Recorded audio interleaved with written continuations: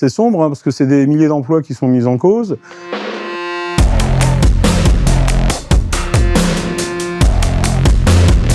Je m'appelle Philippe, ici on est à Saint-Denis, à côté de la mairie et de la basilique. C'est une nouvelle boutique, hein, elle a moins de 2 ans d'existence. En fait, on n'est pas un produit du tabac, il n'y a pas de fumée, on est un produit qui aide à sortir du tabac. Et là, on nous met dans l'inverse, avec toute une réglementation lourde qu'on veut nous imposer. On n'est pas du tout un produit du tabac, on a un produit qui vise à aider les gens à sortir du tabac, justement, et ça marche plutôt bien. Sûr, ça c'est du 510, c'est standardisé. C'est la même chose, mais double inclus. C'est exactement la même chose, sauf que donc plus puissant, on peut aller jusqu'à 200 watts. On part là-dessus? Ouais. Sur ce modèle-là?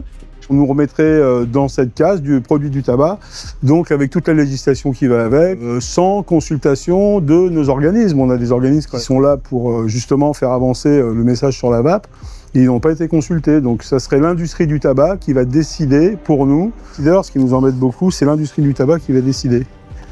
Oui. Donc nos ennemis, parce qu'ils ont décidé que c'était comme ça, là-haut, sans nous consulter, comme d'habitude. Là, on continue à faire sans nous, alors qu'on est les principaux acteurs. Et surtout qu'on a des preuves maintenant scientifiques, toutes les études le démontrent. New England, c'est une revue scientifique assez sérieuse. Ils ont comparé le groupe patch, le groupe gomme et le groupe cigarette électronique. Et le seul groupe qui avait arrêté de fumer au bout d'1 an, qui ne fumait toujours pas au bout d'1 an, c'était le groupe cigarette électronique.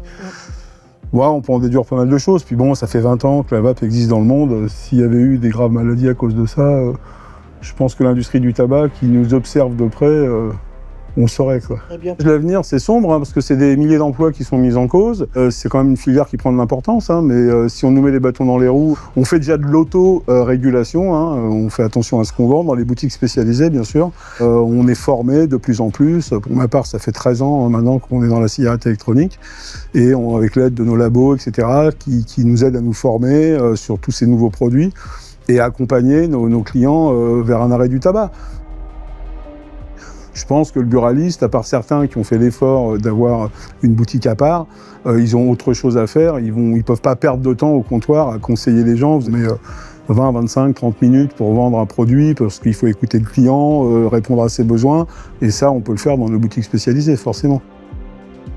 Souvent, quand on vient nous voir, c'est qu'on n'arrive pas à sortir du tabac. On a tout essayé. Et on a besoin de conseils. Dans notre rôle, c'est d'écouter, de conseiller. La semaine dernière, une dame qui est venue toute contente, elle a fêté ses 1 an d'arrêt du tabac en nous disant que c'était grâce à nous. Donc voilà, c'est une satisfaction, j'avoue.